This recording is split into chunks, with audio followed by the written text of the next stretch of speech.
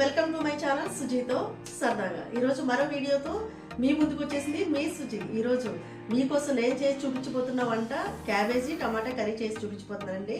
అది ఏ విధంగా ప్రిపేర్ చేసుకోవాలో ఒకసారి మీకు కూడా చూపించేస్తాను, మీరు కూడా చూసేయండి. మరి మనం క్యాబేజీ టమాటా కర్రీ చేయాలంటే ముందుగా స్టవ్ వెలిగించుకుని కడాయి పెట్టుకోవాలండి. కడాయి పెట్టుకుని ఆయిల్ వేసుకుందాం. నేను ఒక 3 టేబుల్ స్పూన్ల వరకు ఆయిల్ వేస్తున్నానండి. ఆయిల్ హీట్ అయింది కదండి, మనం ఇప్పుడు పోపు దినుసులు వేసుకోవాలి.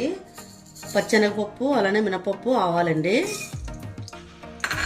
అలానే జీలకర్ర అండి, 1 టేబుల్ స్పూన్ జీలకర్ర, 1 కప్పు ఆనియన్స్ అండి, అలానే 4 చిల్లీ అండి, మధ్యలో కట్ చేసి వేసుకున్నాను.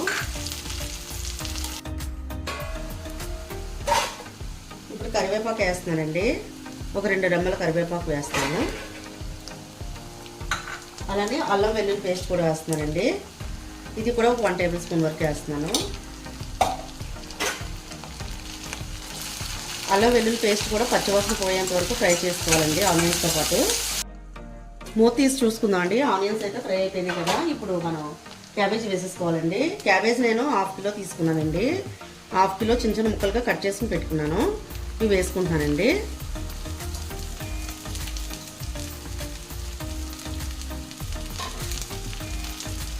మనం మంట లో ఫ్లేమ్లో పెట్టుకుని చక్కగా ఫ్రై చేసుకోవాలన్నమాట.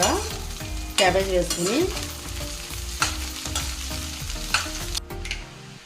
ఇప్పుడు కారం కూడా వేసుకుందామండి. ఇప్పుడు 1 టేబుల్ స్పూన్ కారం కూడా వేసుకొని కలిపేసుకుందాం.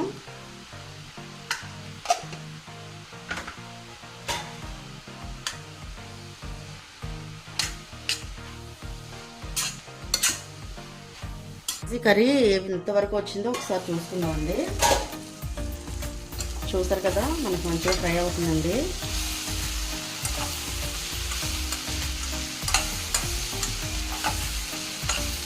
ఆల్మోస్ట్ అయిపోయిందండి. ఇంకా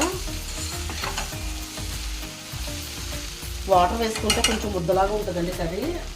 ఇలా అవసరం లేదండి, వాటర్ అవసరం లేదనమాట. ఇంక ఇలా సరిపోతుందండి.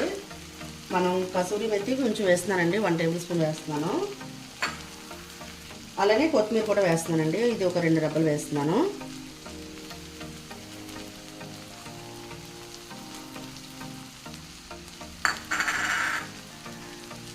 వేసుకుని కలిపేసుకున్నామండి. ఇప్పుడు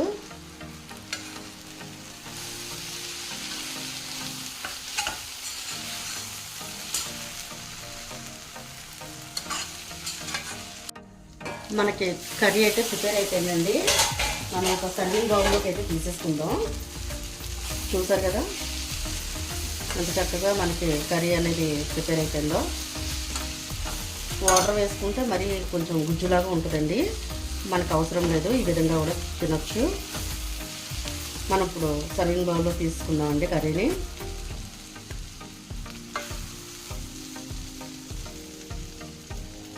చూసారు కదా, ఈ విధంగా మనం ఒక బౌల్లో వేసేసుకోవాలి.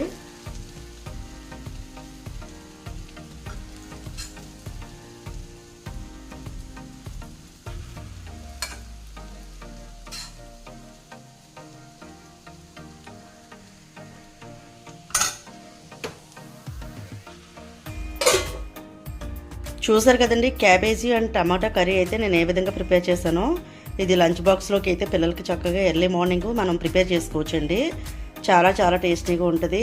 నా స్టైల్లో ఒకసారి తప్పకుండా మీరు కూడా ట్రై చేయండి. ట్రై చేసి ఎలా వచ్చిందో టేస్ట్ నాకు కామెంట్ చేయండి.